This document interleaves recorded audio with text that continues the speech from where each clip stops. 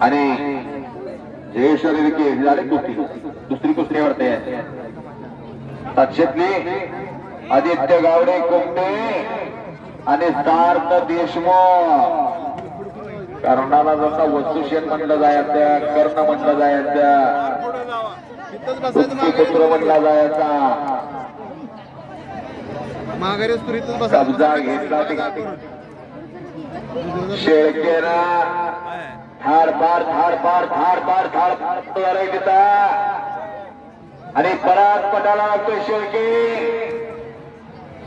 हल्ला धुडकवला सांगलीच्या देवकरनं. भारत भोसलेंचा पट्टा खवसतोड विजय झाला.